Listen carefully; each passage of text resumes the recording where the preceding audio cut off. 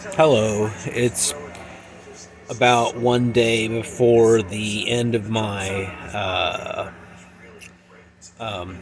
Florida Keys 2022 trip. I just wanted to show how everything's going so far, or how everything has gone.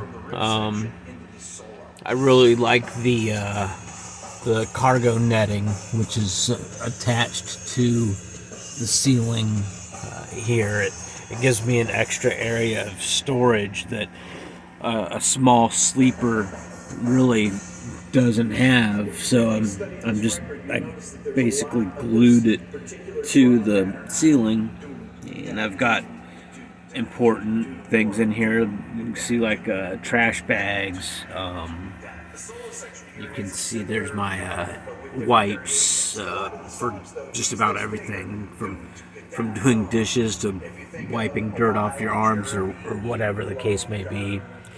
Some of the stuff is migrated a little bit. I need to get it over to the other side. I usually have a towel up here, and my dirty laundry I had up here on this side over here. So anyway, yeah, the cargo netting was definitely very good. Good idea, in my own opinion. I believe so.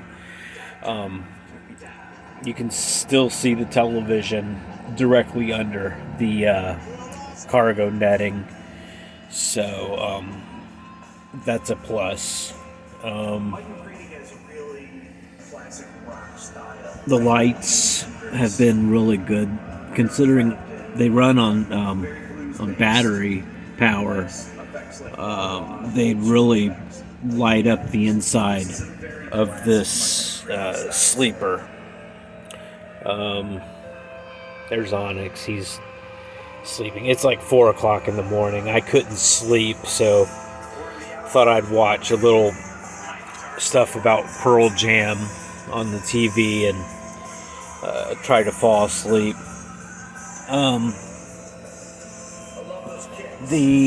One of the negative things has been this air conditioning system. The Climate Right 5000 ACH. When the temperature outside reaches 90 degrees, the air conditioner just can't keep up with that high temperature. When the temperature's down in the low 80s or 70s, it does just fine. It'll knock off 4 or 5 degrees to make it feel pretty good in here. But I still think I'm going to pursue getting a window style air conditioner, and somehow rigging it up so that it can come in the vents that I already have here in the inside of my teardrop trailer. One thing that went wrong about the second day of my trip was the lighting, I should say the accent lighting.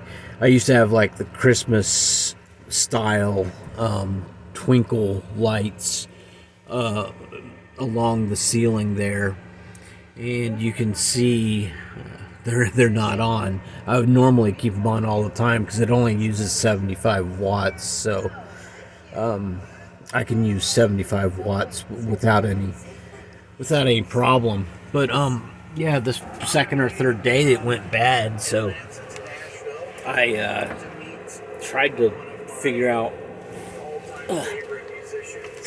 why, and it was very obvious as I make my way down here to the battery area. The charge controller down here, that blue box, it controls where the battery power gets sent to. And on the far right in the bottom, down here, there's supposed to be a red and a black cable. Well, this is the black one.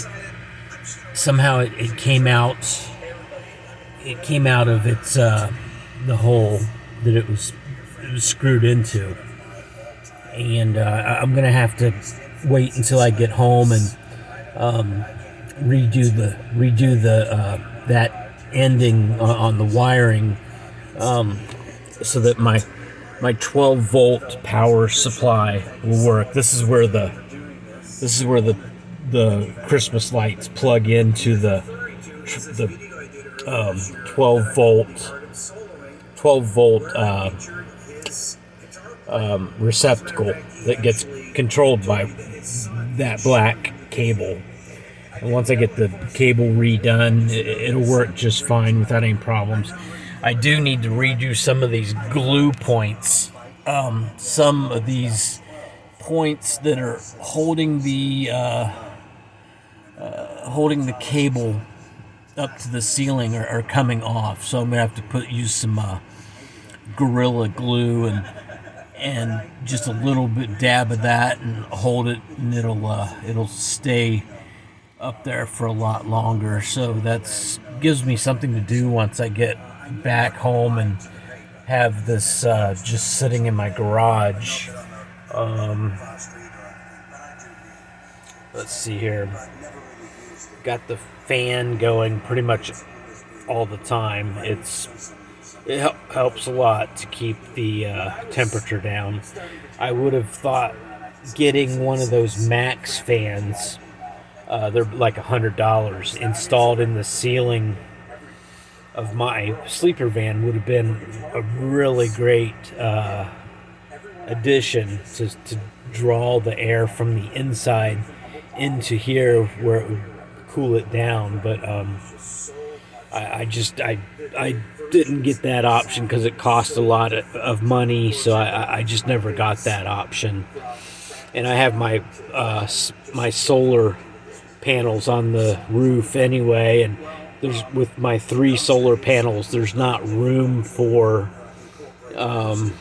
putting a super fan on the roof.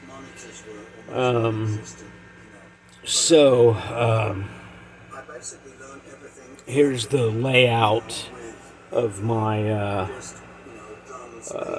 the end of my bed. The bed's like 80 inches long from the head of the bed way back here all the way down here. It's about 80 inches long. So that beyond that is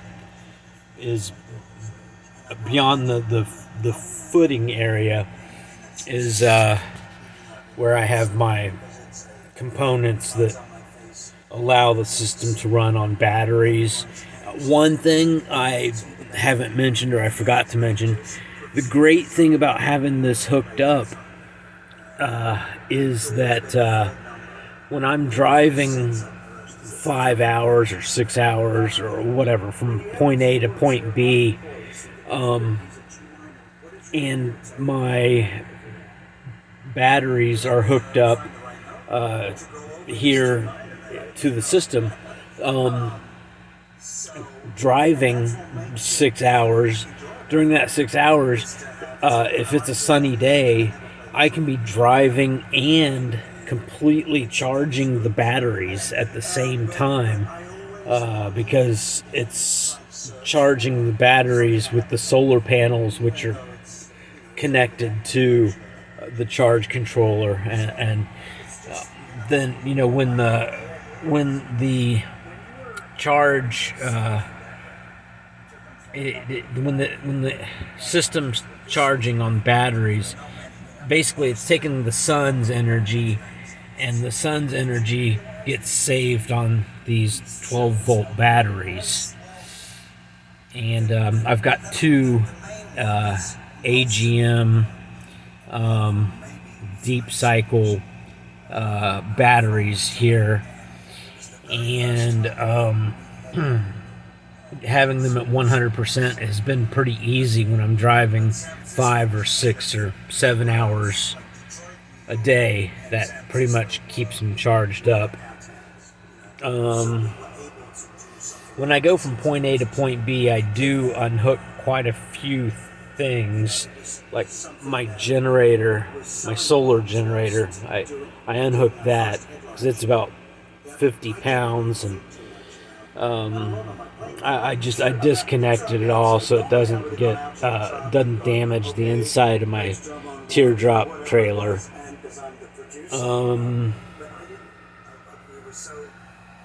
So anyway, down here are the two batteries, and I've got the little display panels on each battery that shows me how much battery power there is, and it's almost staying at 100% because I'm either driving to a new location, charging the batteries at the same time, or whatever the case may be. It's the case. The batteries are staying charged. Now, when I do have hookups at an electrical site, instead of a primitive tent site, if I go to an electrical site, I can use this NOCO battery charger, and the NOCO battery charger hooks up to the batteries. And since I have electricity at this particular time that we're talking about, the batteries stay charged from the NOCO battery charger, and it also helps to make the batteries more efficient. If you leave them plugged in after they're 100% charged, it'll go in and make that much more efficient. Down here on the bottom, of course, this is my inverter, and I turn it on whenever, every single day, as long as I'm not driving in a torrential downpour. The 2,000 watt inverter, it takes the 12 volt batteries, these AGM batteries here, the 12 volts that they produce. The inverter changes that 12 volt charge into a 110 volt charge, which is what most household appliances run on, is 110 volts. So I take the 12 volt battery power, use the inverter to change it to 110 volt, and there's plugins on the bottom of it. I can't really see it from this angle, but there's plugins, 110 volt plugins down there where I can plug in a strip charger, or whatever I need to plug in that's 110 volts. So far, everything's been really good with the hole that I had to put in the bottom of the floor of my sleeper. It's completely sealed, top side and bottom side, completely sealed to keep any warping or any type of moisture seepage into the moisture into the wood base floor. It's very, very well sealed at this point. And even driving in a torrential downpour this past couple days, it's been fine, and no water has gotten into my system.